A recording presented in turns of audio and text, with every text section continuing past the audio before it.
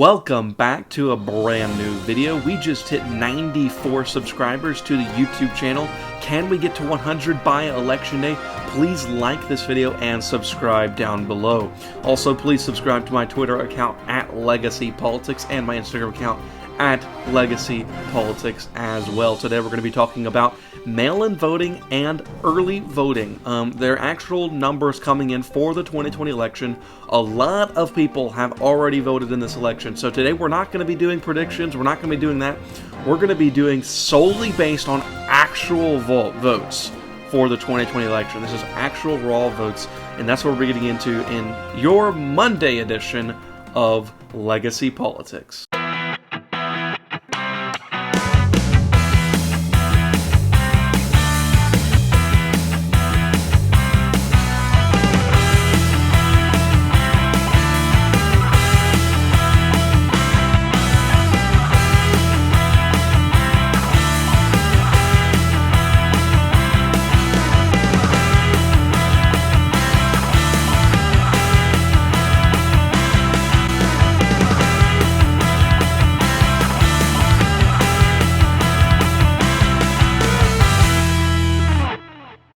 Alright, here talking about the mail-in ballots and early voting in the 2020 election. We're going to be using Target Early. None of the websites that are tracking all of this are 100% accurate, but this one was the most accurate in 2016. So we're going to be doing this Target Early 2020 because it was the most accurate in 2016, excuse me. And that's why we're using it for now. So let's just look at the trends. And 2016 is kind of a teal blue, and 2020 is a darker blue. You're going to see a lot more mail-in voting, but look at the numbers. Okay, in 2016, 5 million people, around 5 million people, voted mail-in ballots in 2016 at this time. So on October 19th, 5,297 people at this time. Look how many now: 25,960,000. Like, unbelievable numbers, 20 million more than 2016. But I also want to point you to that Republicans are never going to be leading in mail-in ballots because that's where Democrats, that's where they take all the votes. They're never going to be leading. As we saw in 2016, they weren't leading there. 2018, they weren't leading there, and now they're not leading. But it's okay because they're going to be gaining all those votes back on Election Day. Not a lot of Democrats will go out and vote on Election Day. They'll mail in their ballot. So, but I want to show you this. So in 2016, at this time, 661 unaffiliated party had voted. And now, look at this, 2,678,000 unaffiliated voters have voted. So we're going to be seeing a real increase in numbers in 2020, that nobody's really ever seen. I mean, you're talking about a literal 2 million voter increase in this election. So let's go through the numbers. So right now, the Democrats leading the Republicans by around 13%, which is to be expected. In 2016, they were ahead in 11%, but you got to remember that they weren't in the midst of a global pandemic. So it's to be expected the Democrats leading in mail-in voting. But when we look at more of the states, when we look at the actual states, it's actually showing really good things for the Republicans because they can regain these numbers by Election Day. So let's get the map. And I already filled out the states that I filled out all the solid states, obviously, but also filled out states that were just obviously not going to be contested, that everybody's saying it's going to be contested, but really no metric data that's showing that, and that is Texas, Iowa, Ohio, and Nevada. Nevada, it could go red, but I just don't see it happening in this cycle. It could be in a future cycle. So we're going to be looking specifically at Arizona, Florida, Georgia, North Carolina, Pennsylvania, Michigan, Wisconsin, Minnesota, New Hampshire, and Maine. So in Nebraska's second, I'm going to put in the Republican column for now, because it would just be too long of a video if we did everything. So we're going to be looking at the other ones, though. And some of the states that I did mention have not had a lot of turnout. So we'll start in Arizona.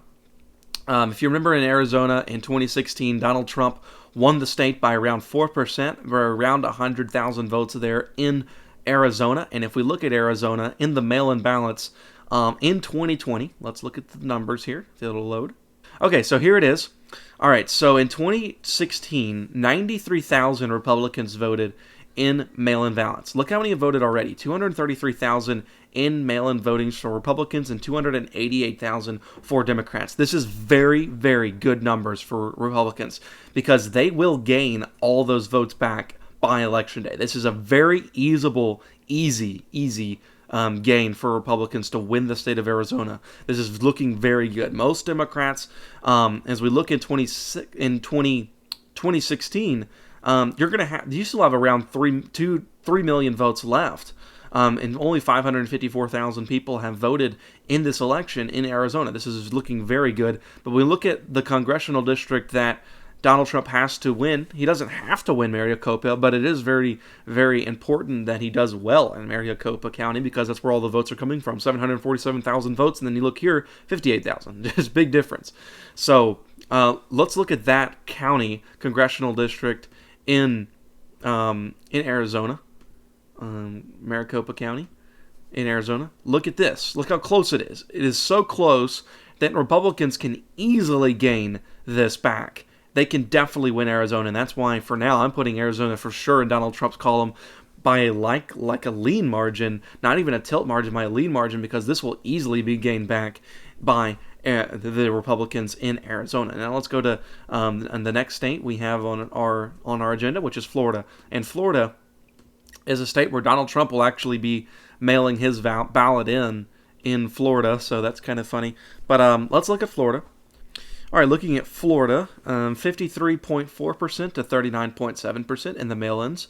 And this is to be expected. And this is another very good number for Republicans, as they're not trailing by a lot here in Florida with all of these mail-in votes and early voting. This is very good news for Republicans because most Republicans are not going to be voting in these mail-in ballots. Look at the difference. 253,000 to 980,000 Republican votes on mail-in ballots. This is very good news for Republicans in a state where Donald Trump narrowly won in 2016. As you see, we have around 9 million votes still to be counted. There are 9 million votes total in Florida, probably more than that, and only 2 million have already voted in the state of Florida. So this is another good number for Republicans, and that's why I think Donald Trump will carry the state of Florida.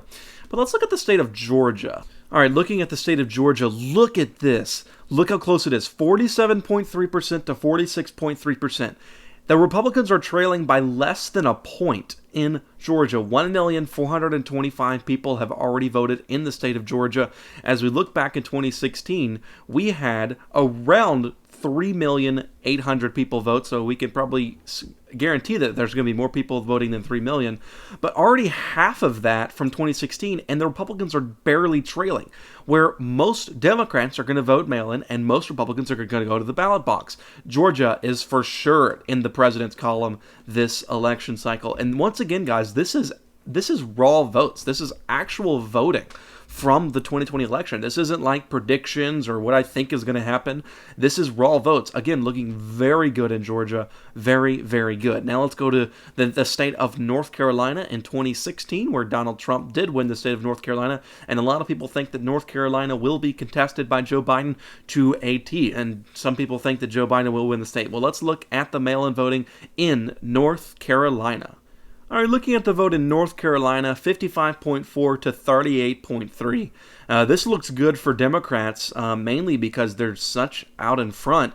But I would remind you that in 2016, we saw the same margin, 54 to 38, and it's 55 to 38. So there's nothing really to worry about here. I think the Republicans will obviously, will definitely be fine in North Carolina. A lot of people look at this and say, well, they're leading by such a large amount.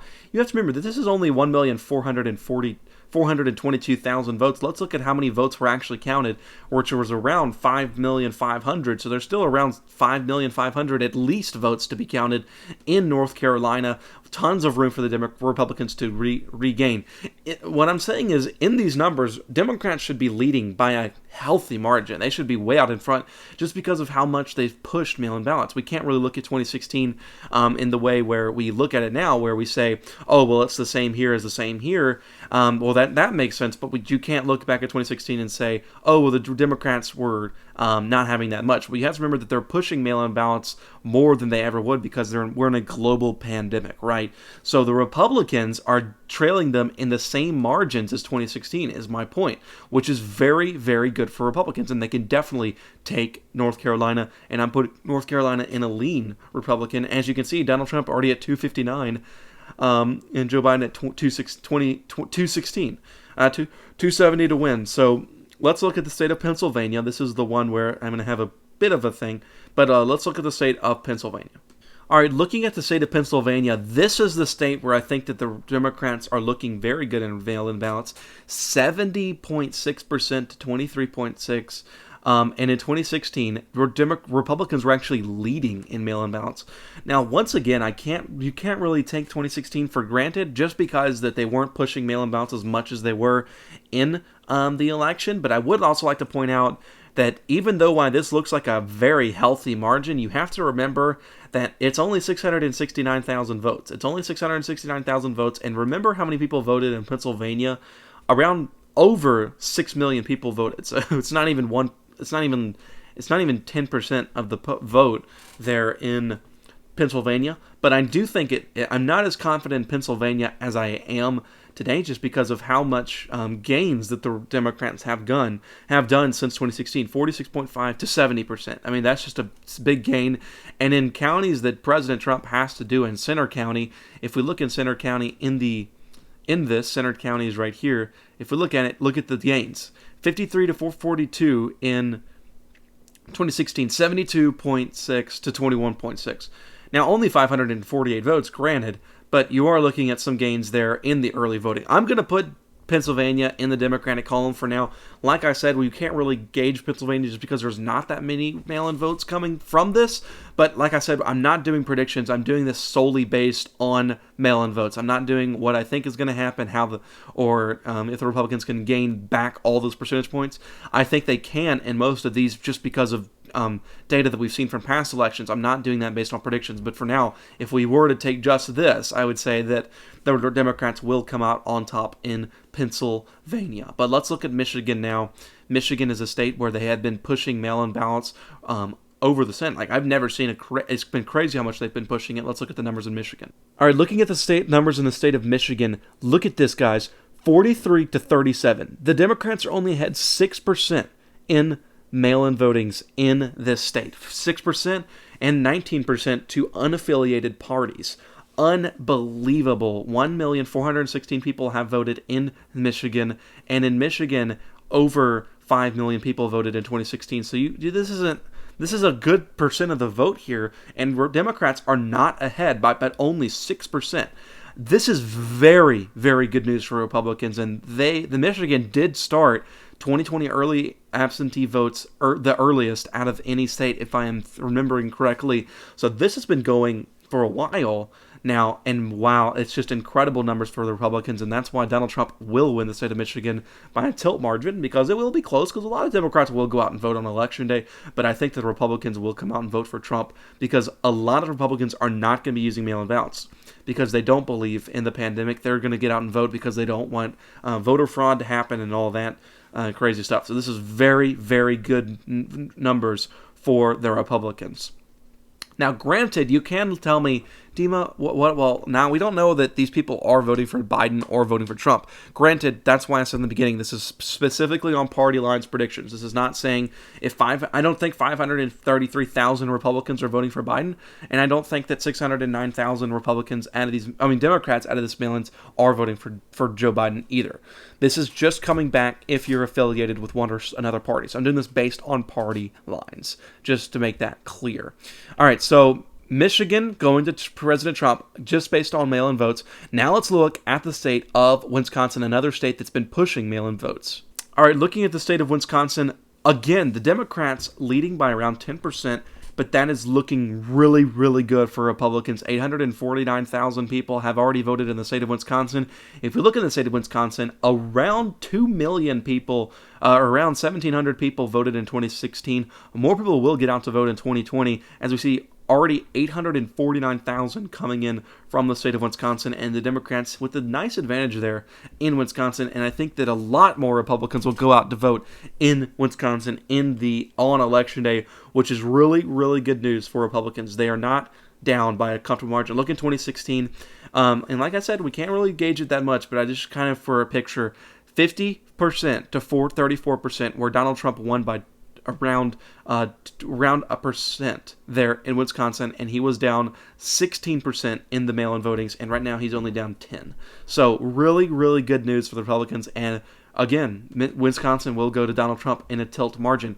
Now let's look at the state of Minnesota. All right, in the state of Minnesota, the Democrats with a healthy advantage there in Minnesota, a state where a lot of Republicans think they can flip Minnesota to their advantage. After looking at this data where you see the Democrats up ahead around 200,000 votes and 211 unaffiliated, which is really crazy. The unaffiliated vote margins are really incredible. I don't think I've ever seen anything like this.